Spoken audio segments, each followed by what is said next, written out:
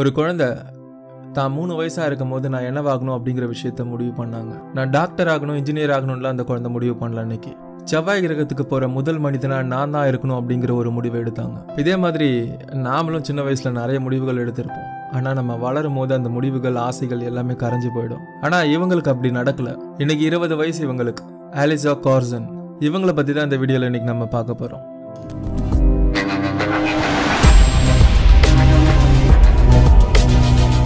நீங்கள் இன்னும் நம்ம சேனலை சப்ஸ்கிரைப் பண்ணலன்னா மறக்காமல் சப்ஸ்கிரைப் பண்ணிக்கோங்க.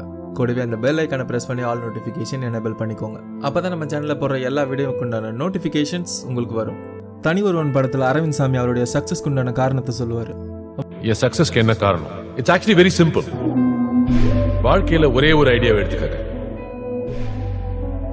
அந்த ஐடியாவையே உங்க வாழ்க்கையாக்கிங்க. Think about it. ஆனால் இவங்களுக்கு அந்த ஐடியா எப்படி வந்ததுன்னு தெரியுமா? அவங்க 3 வயசா இருக்கும் போது மிஷன் டு மாஸ் அப்படின்னு சொல்லிட்டு ஒரு கார்ட்டூன் படத்தை பார்த்துருக்காங்க. அந்த விஷயத்துலேருந்தே பிறந்தது தான் இந்த ஐடியா. அவங்க டிரைவிங் லைசன்ஸ் எடுக்கிறதுக்கு முன்னாடி இந்த ராக்கெட்டை ஓட்டுறதுக்கு உண்டான லைசன்ஸை எடுத்துட்டாங்க. நாசாவுடைய எல்லா ஸ்பேஸ் கேம்ப்லையும் இவங்க செலக்ட் ஆகி எல்லா இடத்துல இருக்கிற ஸ்பேஸ் கேம்ப்லையும் இவங்க ட்ரைனிங் எடுத்திருக்காங்க. அதோட water survival, G force training,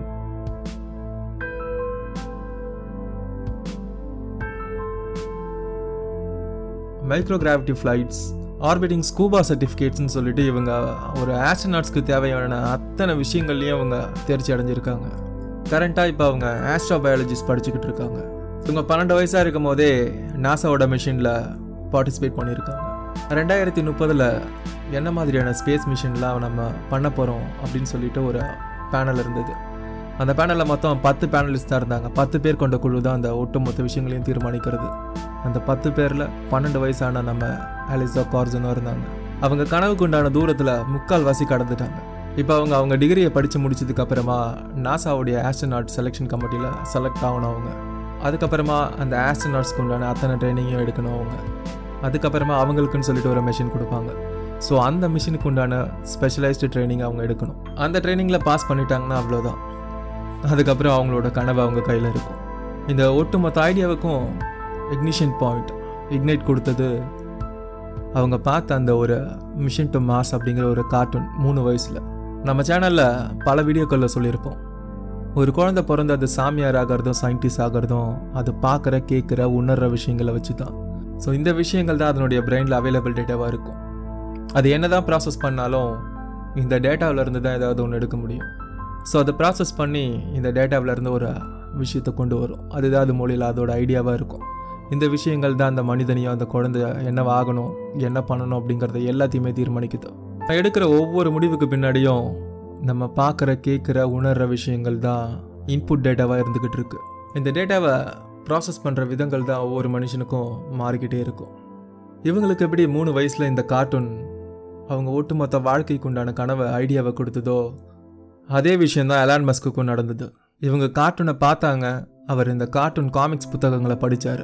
Isaac அசிமோவோட fantasy novels தான் இவரை செவ்வாய் கிரகத்தை பற்றியும் இந்த விண்வெளியை பற்றியும் யோசிக்க வச்சுது. அதனோட விளைவாக ஏற்பட்டது தான் செவ்வாய் கிரகத்துக்கு மனிதனை அனுப்பணும் அப்படிங்கிற ஒரு ஆசை.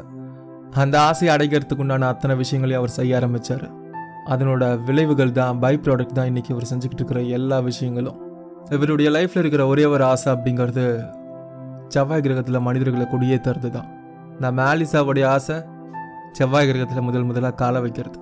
2 பேருக்குமே அவங்க குழந்தைகளாக இருக்கும் போது பார்த்த காமிக்ஸ்லேருந்து வந்த விஷயந்தான் அவங்க வாழ்க்கையை மாற்றி அமைச்சுது. இந்த உலகத்தை மாற்றி அமைச்சுது.